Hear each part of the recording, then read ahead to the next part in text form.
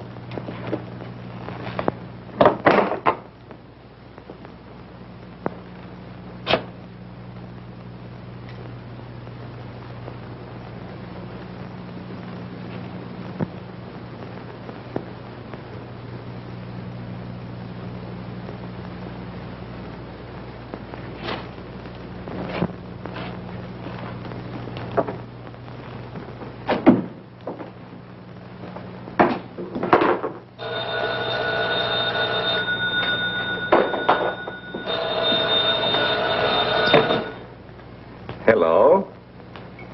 This is Dr. Carruthers speaking. Yeah, this is Heath. Henry Maud and I are having a little get-together at my home tonight. We want you to come. Why, that's nice of you, and I appreciate it. But I'm very busy working on a formula for a new shaving lotion. Oh, but Doc, this is my daughter's idea. And she's going to be awfully disappointed if you don't show up. Don't take no for an answer. Make him come. Yeah, you see, it's a sort of a special occasion. I bet Mary is going to announce her engagement to that young rascal, Don Morton. Tell her I'll be there. Goodbye. Well, it's all arranged. He's coming. He's going to be surprised when he finds the special occasion that's to present him with this bonus check. $5,000.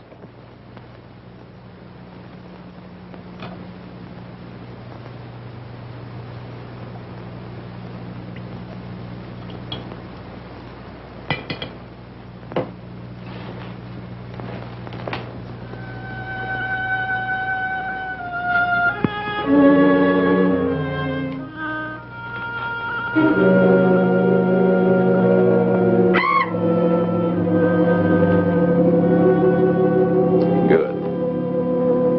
You have not forgotten. You hate this strange oriental fragrance, even while you sleep. Just as you did before I made you big and strong. Now, if you detect the fragrance in the night, when you're fully awake, you will strike.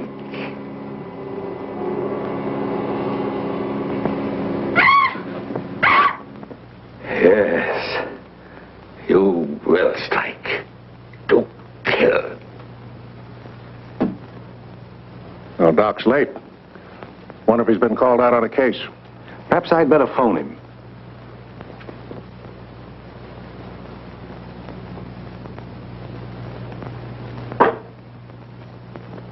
Now remember, Roy, Tommy, you're not to mention anything about this bonus for the Doc until after your father has presented it.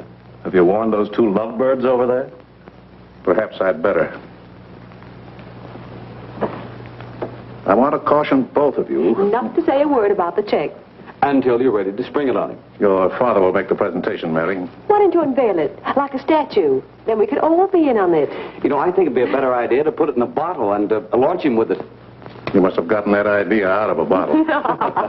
Well, the Doc isn't coming. What? Oh, what a shame. Oh, he just got busy with his new formula and forgot all about us. He'd forget the formula if he knew about that $5,000 check. Well, why don't we all go up there and give it to him? No, I wouldn't do that. He doesn't like visitors when he's experimenting. Well, Roy can take the check up to him. Sure, I'll take it. Shall I make the Doc a speech when I give it to him? You won't have to, Roy. The check speaks for itself. Yeah, and says a mouthful. Son, tell the Doc we're awfully sorry he can't be with us. But of course we understand how busy he is. All right.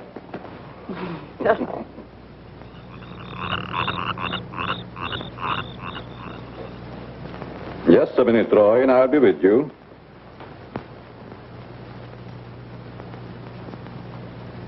That's it, all right.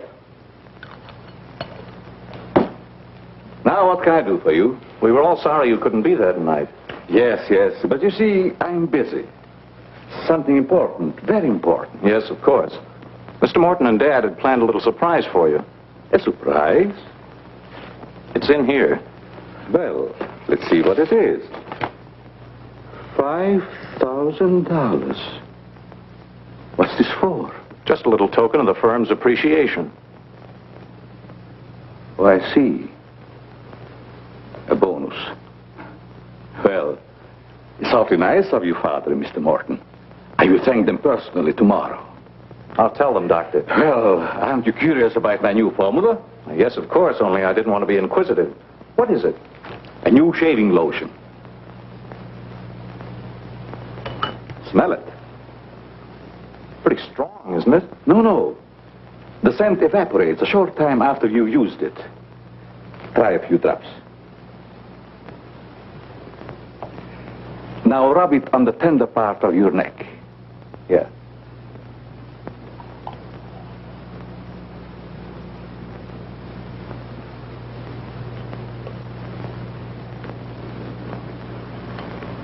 Soothing, isn't it?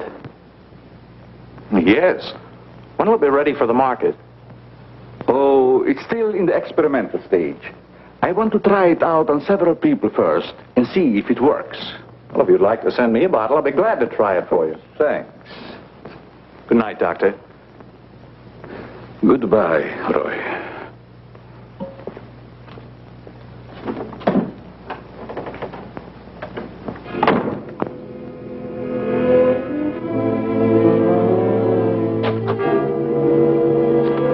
Lovely check, isn't it, Doctor? They are wealthy because of you. You made them rich, Doctor. It was your formula. Tonight they gave you $5,000 and wanted you to come down to their house and thank them for it. That was your money they gave you, like a bone tossed to a faithful dog.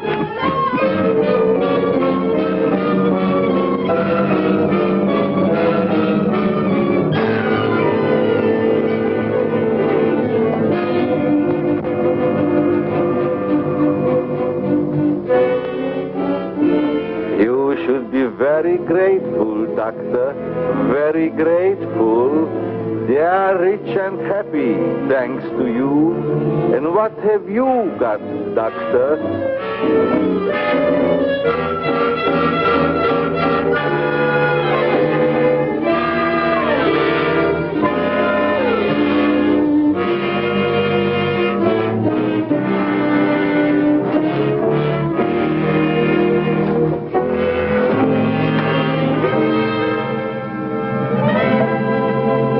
Tonight you have work to do.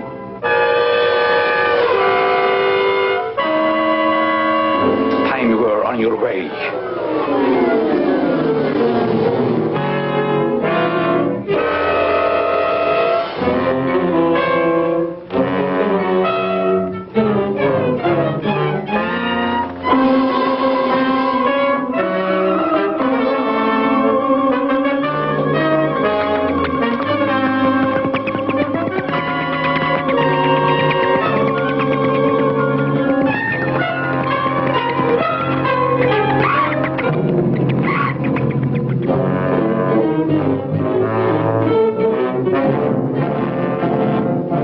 Tonight's a good time while our families are here to announce our engagement. Look, Don, I've loved you a long time, ever since we were kids. But I'm afraid it's been more like a sister. Well, I had no idea you felt that way.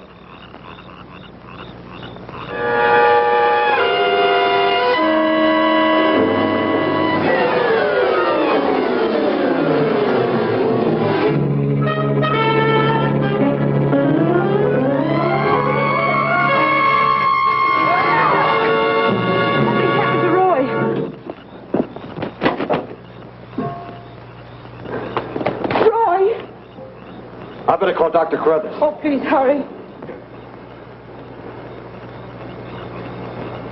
There's nothing I can do. You mean he's dead? Yes, I better call the coroner. You think it's murder? I don't know. I never saw anything like it before. The jugular vein is severed.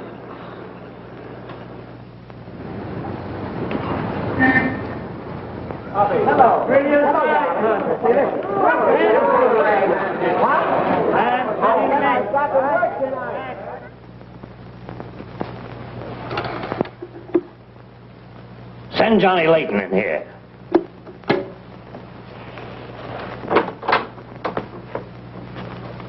Well, what have I done now? Who wants me fired this time? Nobody yet, but it's still early. This came in from Heathville. It's a mystery killing. Old Martin Heath's son. Who's Martin Heath? Who's Martin Heath? Say, have you ever had a date with a girl? A girl? Oh, yes, a girl. I believe I did take a girl out once. Well, did she smell sweet? Of course she smells sweet. Most girls do. Well, that's because of Martin Heath Cosmetics Limited. They make all that goo that the women put on their faces so they won't have to wash them with soap and water. I get it. A big man, huh? Yes, and a big advertising account. Grab yourself a photographer and get along over there to Heathville. The coroner's holding an inquest. Find out who really killed old man Heath's son. Okay, McGinty, I'm on my way.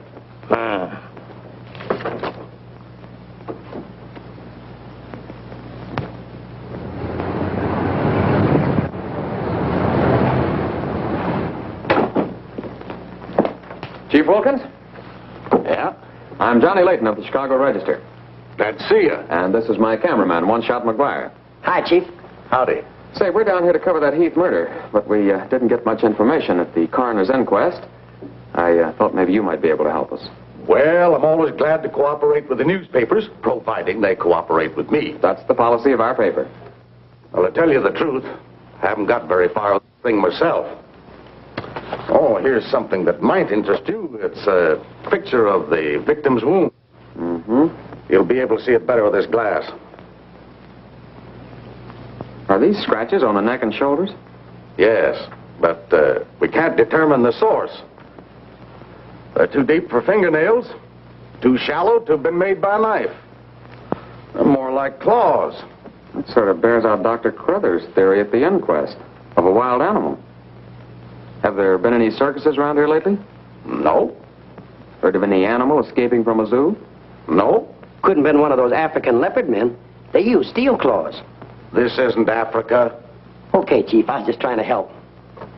Chief, are you sure there's no clue you're holding back while investigating? Well, since you're going to work with me on this case, there is a clue. And a very weird one. The autopsy surgeon says that such wounds could have been made by the beak and talons of a bird. A bird? Why, there aren't any birds around here big enough to attack a man. How about an eagle? We know it wasn't a bird. How do you know that? Because we found several hairs on the shoulder of Heath's coat. Ah, chez la femme. They're not human hairs. What kind are they? Well, it may sound silly, but the laboratory test shows that they were from a mouse.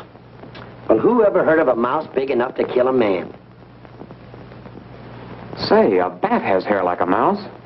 Well, the only bats around here are no bigger than sparrows. There was a peculiar odor about the wounds, but they were so faint and elusive that the police chemists have been unable to identify it. Then it does give us something to work on. Well, if the scent was a clue, it's been destroyed by evaporation. Say, Chief, do you mind if I do a little sleuthing around on my own account? Certainly not. Go ahead. If I can help you any, why... You can. Miss Heath seems to be the nearest to an eyewitness of the crime. I'd like to have a talk with her. Can you arrange it? I think I can. Well, Dr. Crothers refused to let her speak to us. We tried that this morning at the inquest. Well, don't you worry about Dr. Carruthers. He's one of the finest men in Heathville. He just thought you'd add to Mary's grief so you could get sensational newspaper stories. I'll arrange an interview. Thanks, Chief. I'll keep in touch with you. All right. 48J. Miss Heath, did your brother have any enemies that you know of? Why, no. Everybody in the village liked Roy. Mm-hmm. Well, what did he do at the factory? He had charge of the experimental department where the new products are developed. Oh, here comes Dr. Crothers. Hello, Doctor. Hello, Mary. I took a shortcut from my laboratory through a garden hedge. You met Dr. Crothers at the inquest this morning. Yes.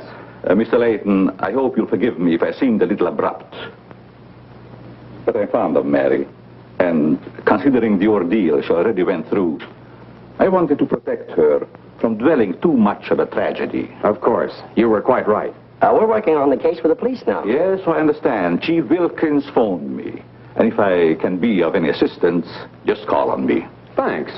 Won't you sit down?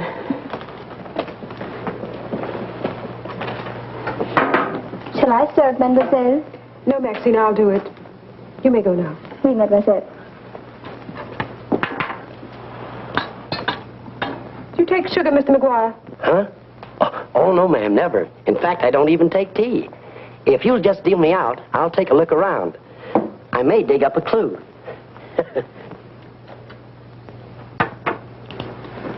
What do you think of Dr. Crothers' theory about a wild animal, Mr. Layton? Well, frankly, I don't think much of it. I can't say that I blame you. But I, as a scientist, take many things into consideration a layman might overlook. For instance? The jagged nature of the wound, the rapidity with which the murderer escaped, the scratches from talons or claws. But when an animal attacks a human, there's bound to be a lot of noise. You heard Miss Heath testify there was no sound of a struggle. No. Only those awful screams. It's very puzzling, very mystifying.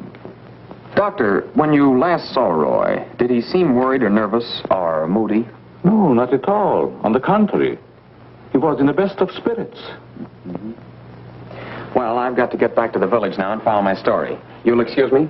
If you find it necessary for us to talk again, you may come back at any time. This evening, if it's all right with you. I'd like to spend some time here. Why, yes, that'll be quite all right. Thank you. Goodbye, Miss Heath. Goodbye. Goodbye, Doctor. A little more chiffon, baby. I do not understand. Oh, you know what I mean. A little more your stocking. Like these? Sure, I like 'em. Who wouldn't? Now, hold nice and still, because this is going to take a little time.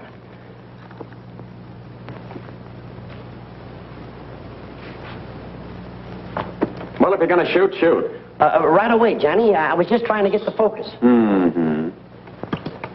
I got it. And not bad, either. I'll be back in a minute, Frenchie. And don't worry none about those werewolves, because nothing's going to harm you while I'm around here. You make Maxine feel so calm. My big, brave journalist.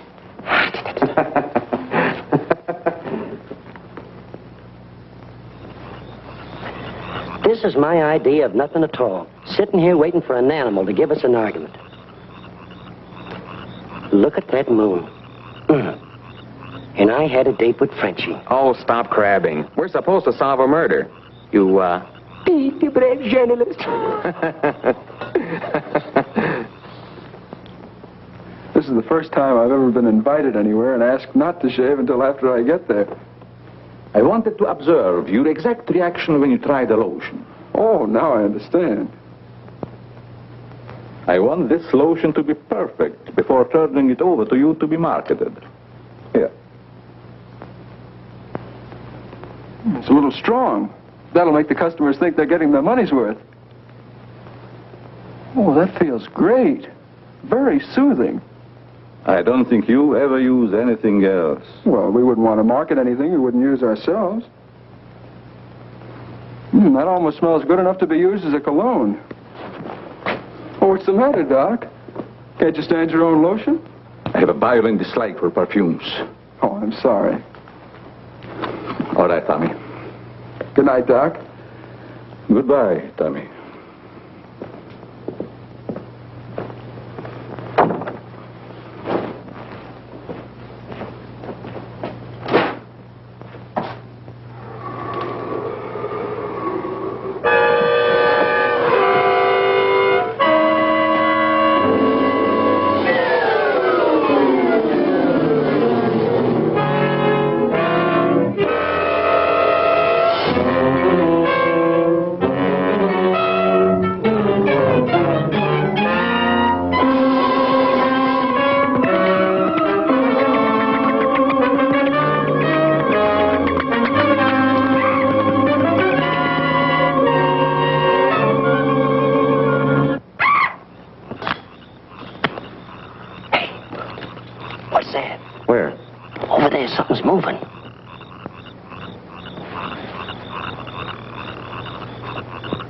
Come on out of there, whoever you are.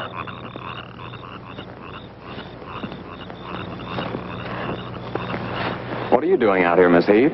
I thought you might want some company. Shall we sit down? You know, you shouldn't be wandering around the garden at night after what's happened. Neither should you. Well, but it's part of my job. Mine, too. Roy was my brother.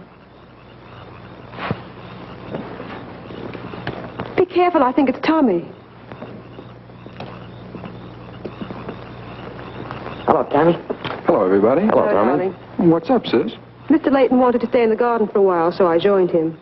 Don't tell me you're waiting for that animal Dr. Carruthers mentioned. So you don't believe it either? I certainly do not. It's ridiculous. But somebody or something killed your brother. And I suppose you're working on the theory that the murderer always returns to the scene of the crime. Perhaps I am. Well, not for me. If you'll take my advice, Mary, you'll leave these gentlemen to their vigil and go to bed. That's what I'm going to do. Good night. Good night, Tommy.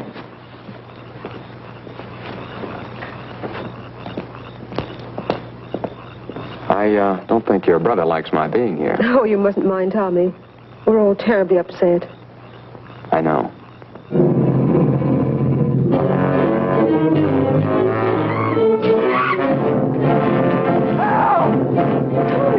Come on.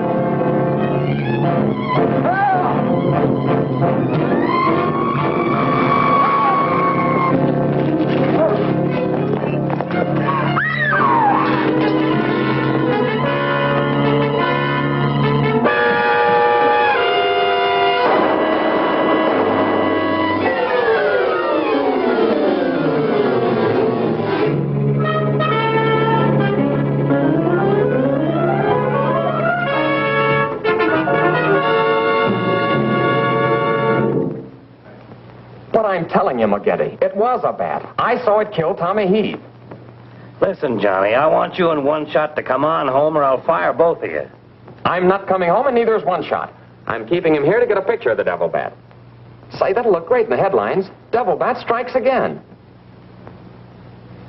Listen, don't tell me it had horns.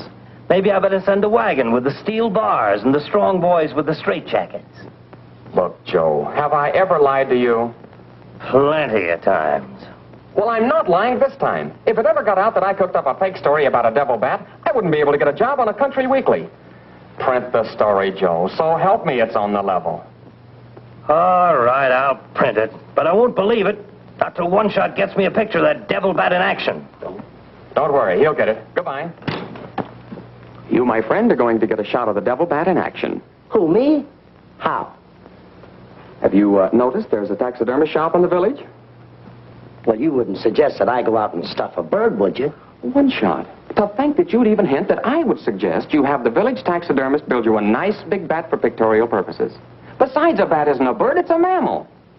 Well, why didn't you say so in the first place? Where is this bird stuffing emporium?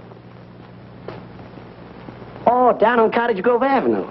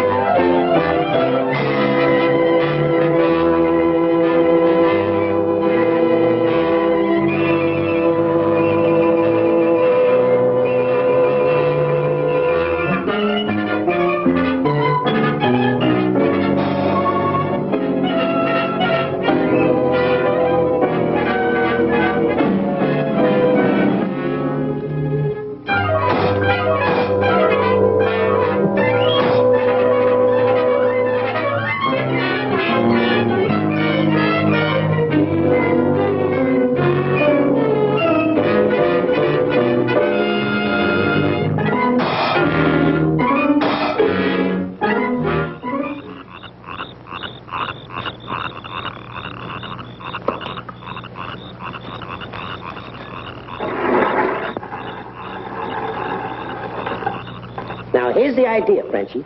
You hang on to the bat till I get my camera set up.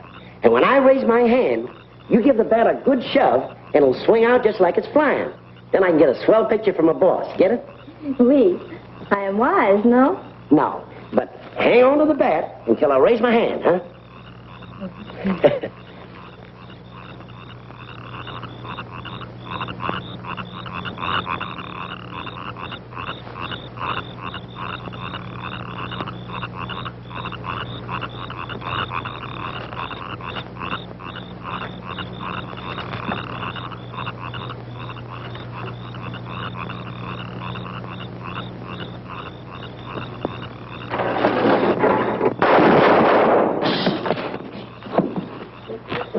Sherry, are you hurt?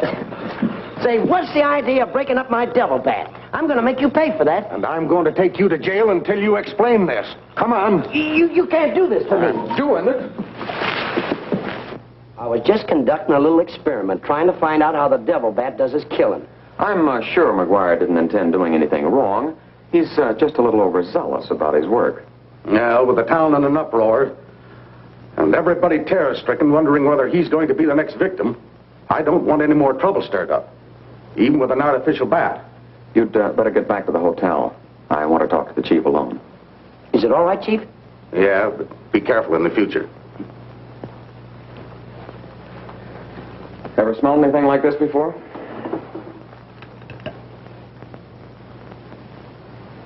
Well, yes. That's the same stuff that's been on every one of the devil bat's victims. Where'd you get it? Found it in Don Morton's bathroom. Find out where Morton got it? No, I didn't want to arouse suspicion by asking questions till after it's been analyzed. You think it has any connection with the murders? That's the way it strikes me, but I can't figure out how. I'll get the police cameras on it right away. I'll snoop around, see if I can find out where Morton got it. Well, it probably came from down at the Heath Cosmetic plant. I've men working on a theory of a disgruntled factory employee committing the crimes. It's certainly more than coincidental that all the victims have been members of the Heath and Morton families. Yeah. Looks like a plot to wipe them all out. I wish the rest of them would leave town until this crime is solved. You're worried about Mary, aren't you? Well, yes. I've been urging her to leave, but she won't go without her father. And he insists on remaining here to help clear up the crime. And worse than that, neither Heath nor Morton will let me give them a bodyguard. I guess we'll just have to wait for something to break. Good night, Chief. Good night, Johnny.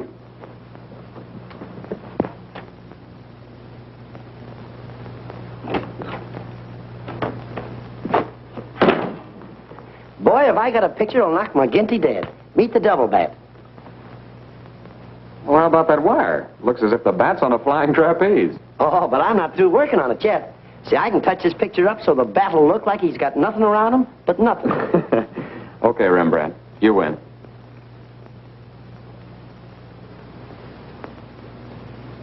This is your news commentator, Walter King. Tonight we're broadcasting from the little village of Heathville, where an alleged devil bat has claimed 3 victims during the past 6 weeks. You will note that I say alleged devil bat. That, ladies and gentlemen, is because your correspondent has been very skeptical from the start as to the existence of this horrendous creature. I have as my guest in the studio tonight Professor Percival Garland Rains, perhaps the world's greatest authority on animal life. I'm going to interview Professor Rains on the subject of the devil bat. Our radio audience may draw its own conclusions. Professor Rains, first let me ask you, point blank, do you believe that any such creature as the devil bat exists? I do not. He's got a nerve. Quiet. In the Dark Ages, when men and women lived in caves, there may have existed a bat of this size. But not in this day and age.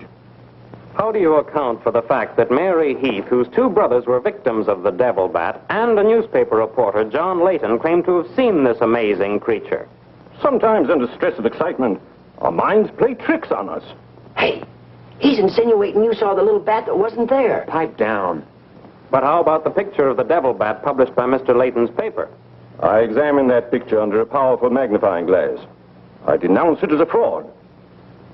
Whoever constructed the strange-looking monster forgot to remove a label from the silk. From the silk used on its left wing. That label reads, "Made in Japan."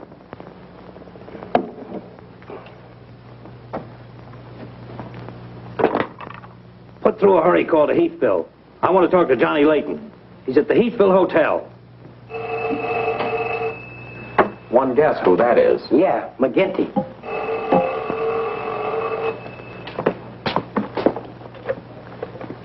Go ahead, pour it on. So you slipped over a fake picture on me, huh? Well, you're fired, both of you.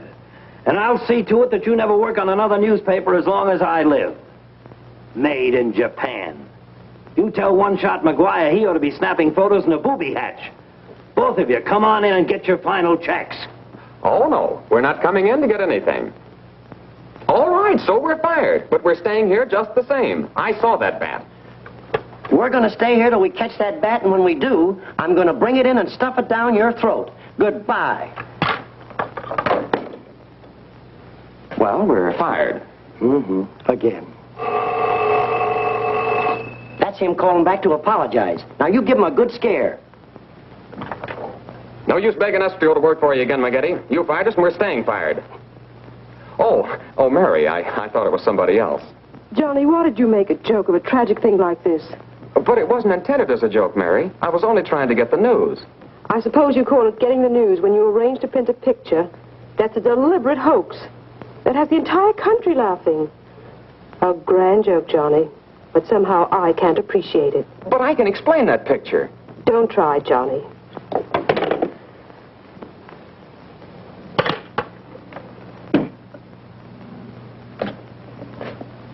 Made in Japan.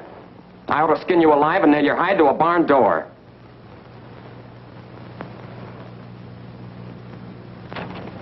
Here's the chemist report on that shaving lotion.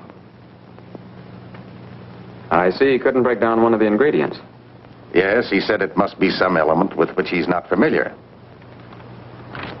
We won't get anywhere until we identify it. There's just one other man in this town that might be able to help us. Dr. Carruthers. Yeah, Carruthers could help us. I found out he compounded that lotion. Well, if you suspect Carruthers, you're barking up the wrong tree, Johnny. He's the last man in this town that would harm anyone. Why, everybody loves him. Maybe so. But here's something else I dug up. The Heath and Morton fortunes are based on a greaseless cold cream formula Dr. Carruthers invented. So what? All the doctor got out of it was $10,000, and the others made a fortune. Well, it's common knowledge that he sold out for cash when he could have had an interest in the firm. Just the same, every victim had this stuff from his laboratory on him. Maybe you've been working too hard on this case, Johnny.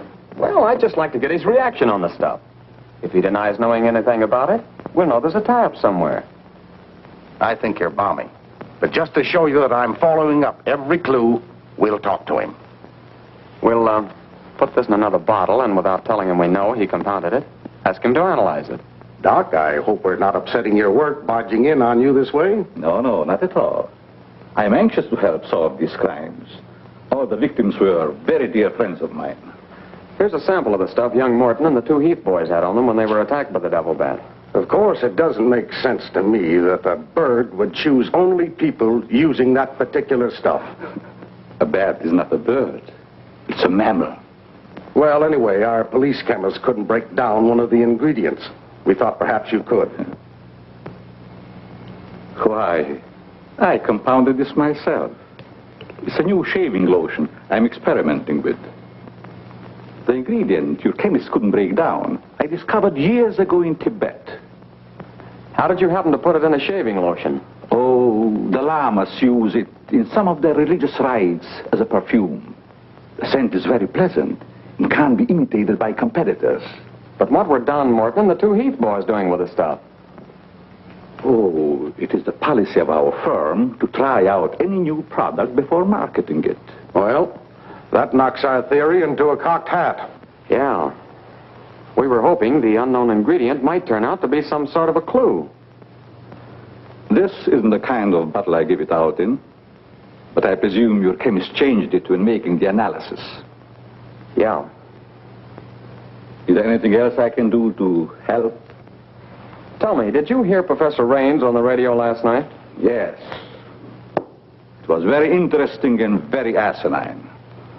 You mean you believe there is a devil bat? Why not? You saw it, didn't you? Well, sure I did. So did Mary. Then why worry about what one scientist says? That one scientist got me fired. Oh. You mean your newspaper discharged you? That's right. Oh, that's too bad. Then you're believing Heathville before the mystery is solved. I'm afraid not. I'm going to stay here and work with the chief. Oh. Since you're going to stay here for a while, I would like you to try out a bottle of the new lotion and tell me how you like it. And you too, Chief. No, not me, Doc. If my wife ever smelled perfume on me, she'd suspect me sure. Well, Mr. Layton, I understand you are not married. All right, I'll try it in the morning when I shave. I guess we'd better be going, Chief. See you later, Doc. So long, Dr. Crothers. Goodbye, Mr. Layton.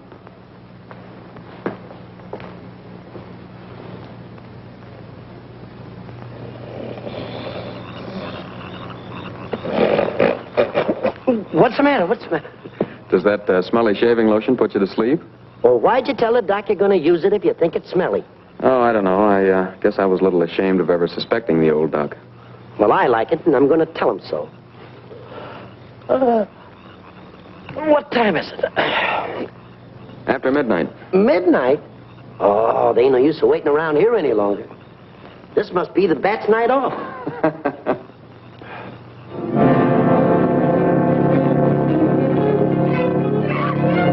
Did you hear that? Yeah.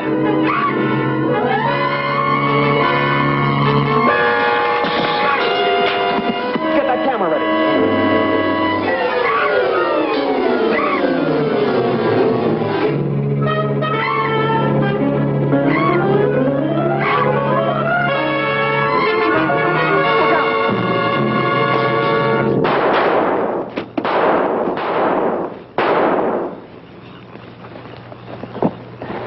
You got him.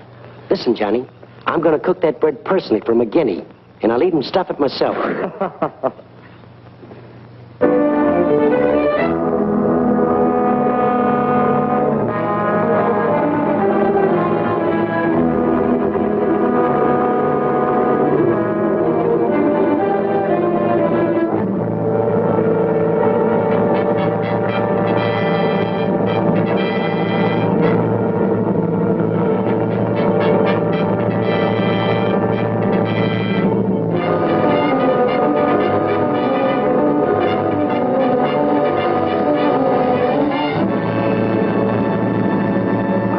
little skeptical when I came to Heathville today to examine the body of this so-called devil bat.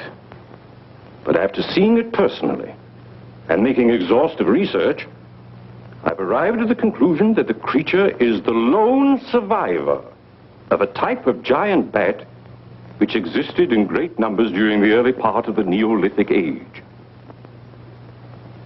Perhaps I should explain for the benefit of some of our listeners that the Neolithic age is that period of antiquity commonly called the Stone Age. Imbecile, bombastic ignoramus.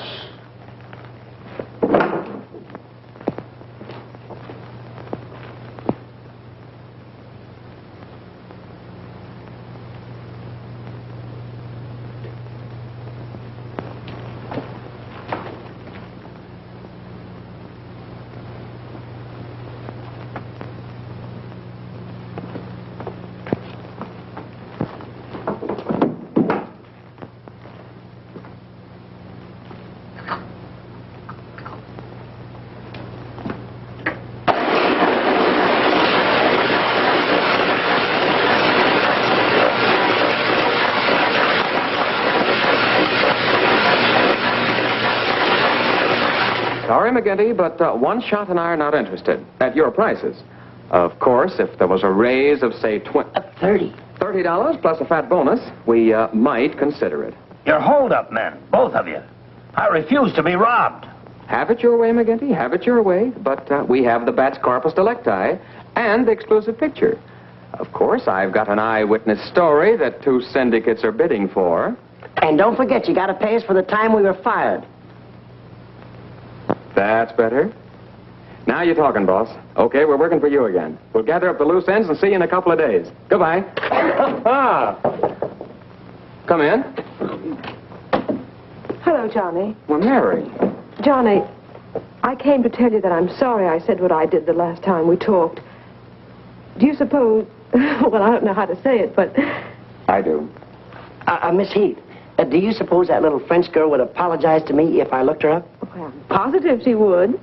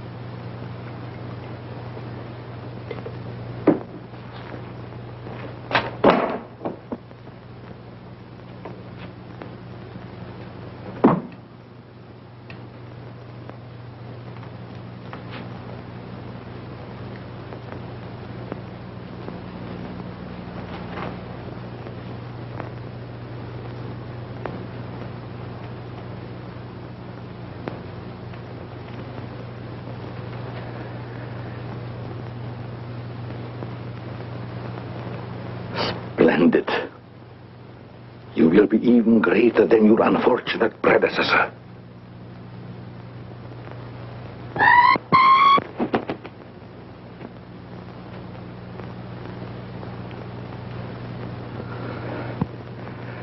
Enraged, aren't you? Fine. I'm enraged also. Tonight I shall call on Henry Morton, and you shall strike him down. Henry, the lotion has turned out to be better than I had hoped. I want you to try it. Well, we'll just leave it here, Doc, and I'll try it in the morning after shaving. It smells good, doesn't it? Yes, but isn't it too strong? No. Evaporation quickly tones it down just to the right scent. Rub a few drops on your face. Well, I'd rather wait until after I shave. Then my skin will be more tender and receptive to a lotion. Just a little here. The texture of the skin there is always very delicate. I give you a few drops in your hand.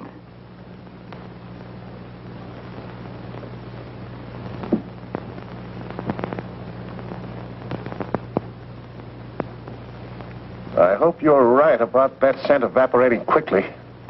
I smell the high heavens. Perhaps that will be the secret of its success.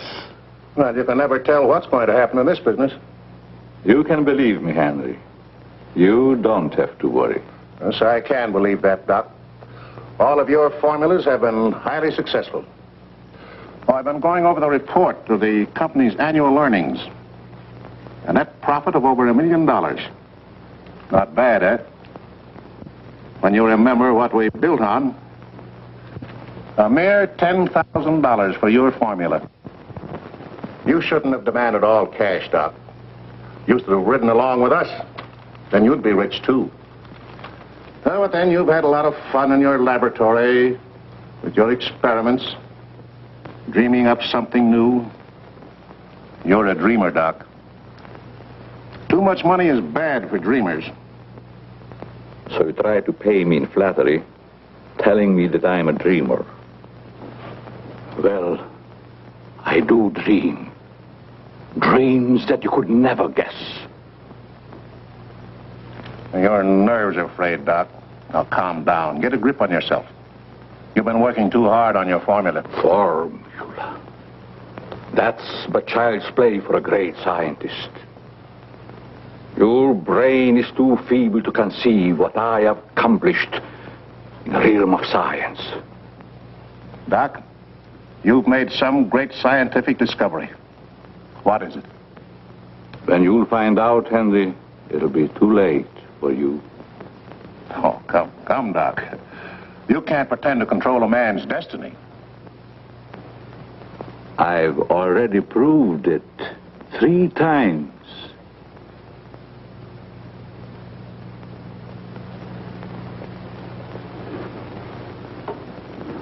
I'm sorry. Perhaps you're right, Henry, about my working too hard. I guess I'm a little tired. I better go home and get some rest. Sure. A night's sleep will do you good. Good night, Doc. Goodbye, Henry.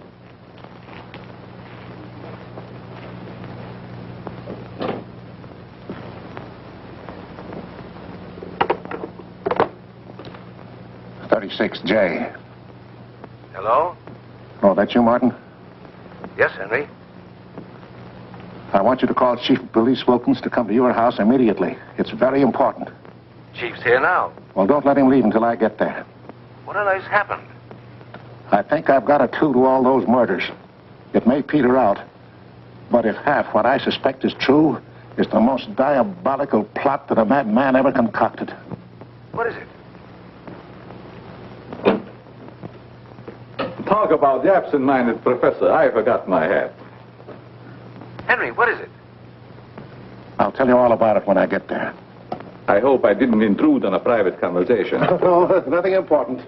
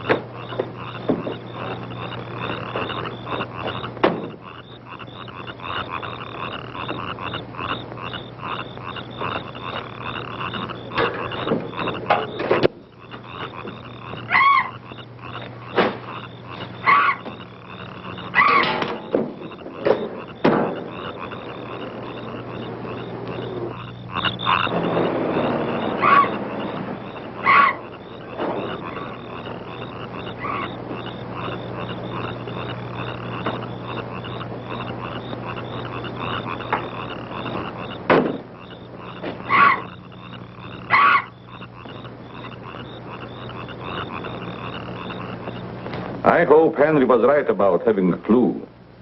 But why didn't he explain more about it when he phoned? When I insisted, he changed his tone as if he'd been interrupted. I was afraid that he might be overheard.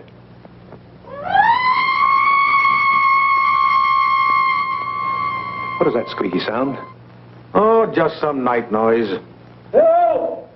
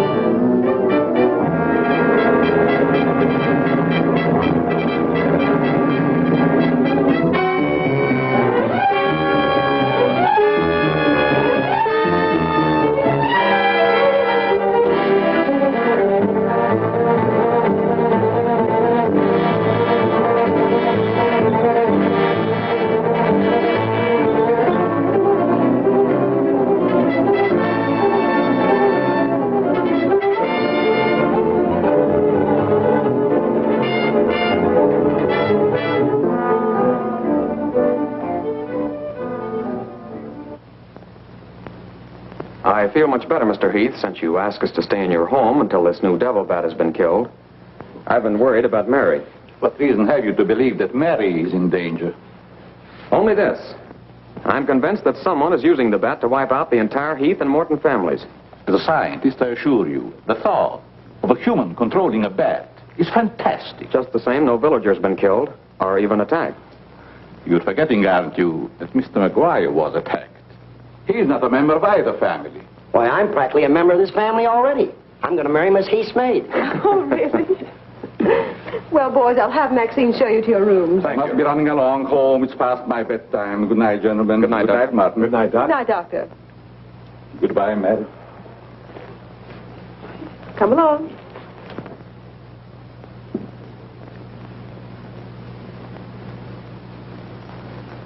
Maxine? Oui, mademoiselle.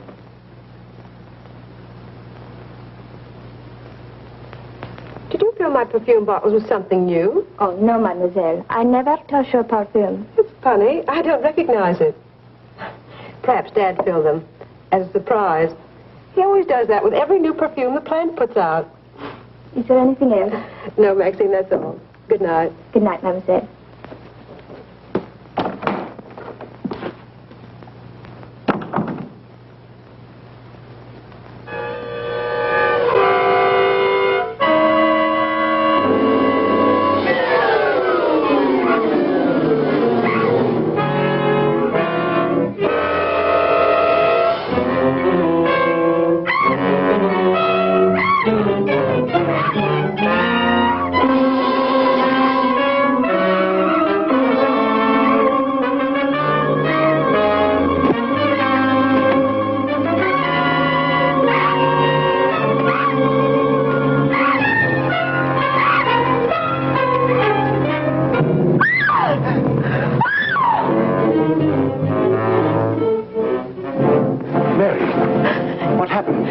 To get in the window. A big bat. Oh, it was awful.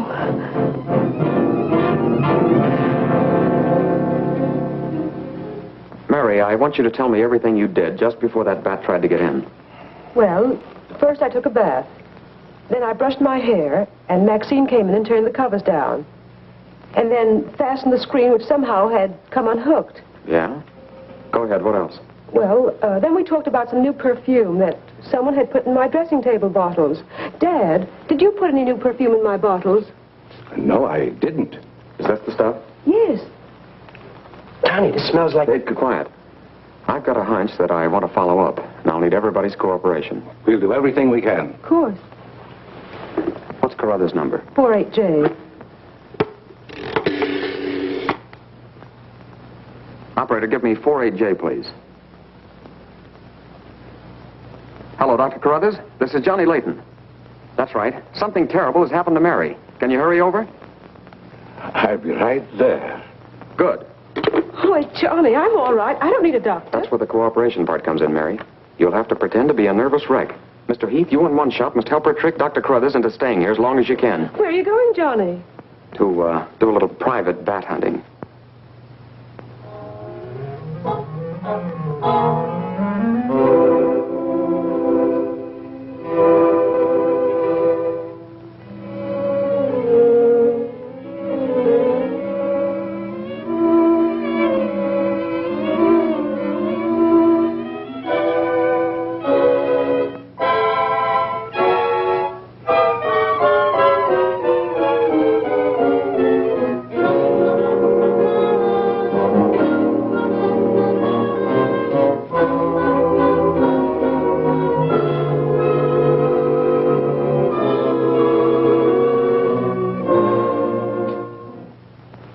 The devil bat tried to get through that window. If she's suffering from fright, I give her a sedative. Where's Mr. Layton? Why, I guess he's out in the garden hunting the devil bat. Layton is a very brave young man. Give Miss Heath one of these every half an hour. Oui, doctor. It will quieten her nerves. But, Doc, hadn't you better stay until she's quieter? She'll be all right in the morning. Hey, Doc, I don't feel so good myself. Would you mind taking my temperature? You look perfectly well, Mr. McGuire. Well, you ought to see my tongue. It looks just like a squirrel's tail. Look. Oh. Try some calomel.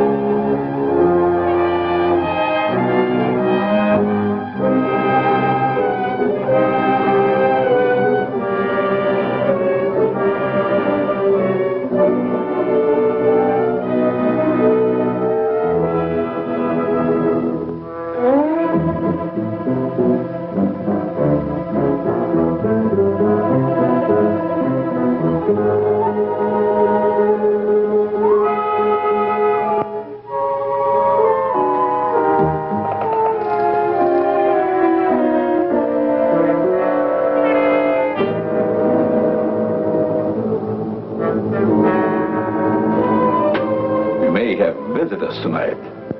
And it would be dangerous for me if they found you here.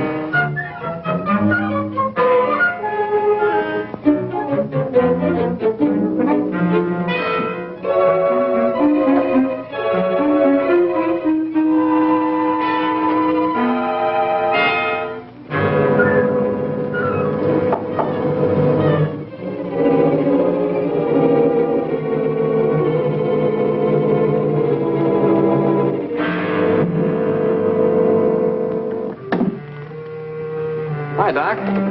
I hope I'm not intruding. No, not at all. I heard you were out stalking the devil bat. Any success? No, but I thought maybe you might be able to help me. Well, I don't see how that's possible, but if you can suggest anything... Well, you could give me some more of that new concoction of yours, that shaving lotion. But how on earth could that possibly help catch the devil bat? I've still got a crazy idea that if I douse myself with it, it might attract the killer. I don't see how you can connect the two. But there is a bottle of the lotion on the table. Thanks.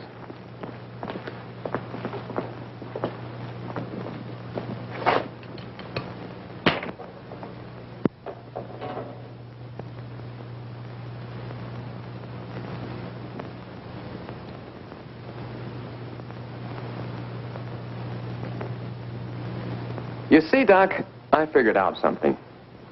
All four of the murdered people had this lotion on them when the devil bat struck. Now, my plan is to sit in the garden, and when the killer makes one of those power dives, I'll blast him. Layton, I'm afraid all these murders have affected your mind. Maybe you'd like to come along, Doc, and be an eyewitness. I'm sure it would be just a waste of time, but I'd be glad to watch your experiment. Good. I knew I could count on you to help me.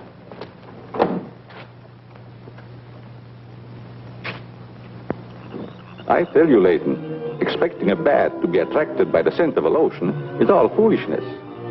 I think I better run around. Ah, sit down, Doc. The devil bat's behind schedule tonight.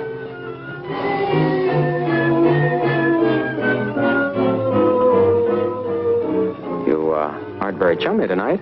What's the matter? Firearms always make me nervous. Oh, I thought maybe you didn't want to be sitting too close to me. Just in case the devil bat does show up. According to your theory, the killer wouldn't attack me. I haven't any of that lotion on me. You have now, Doc. Why did you do that? To make it a 50-50 proposition, Doc. Now sit down, and don't try any shenanigans.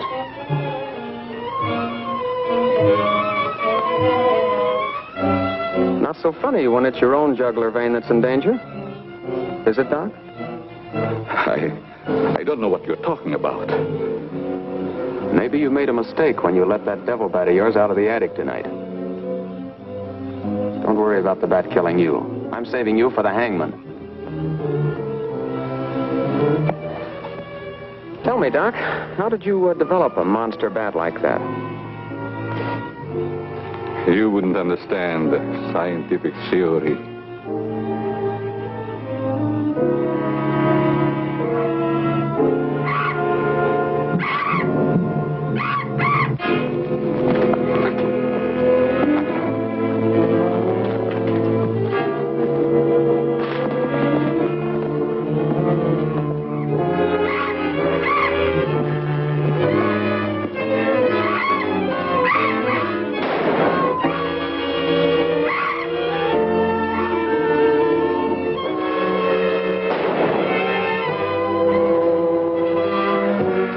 Chief, what are you doing out here?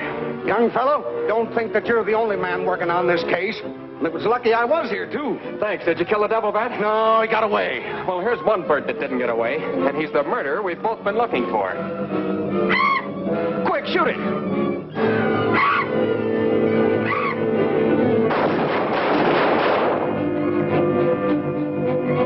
Where is it? It's gone. And so's the doctor. Did you get the bat? What happened? Doc Carruthers is the murderer, and he's hiding somewheres in the garden. You fellas get back to the house and guard Mary. Come on.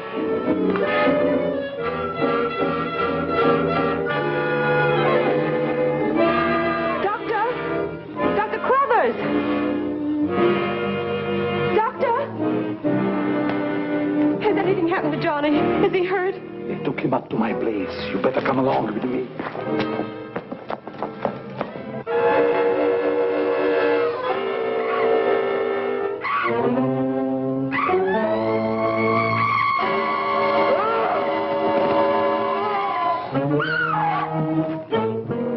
That was Mary.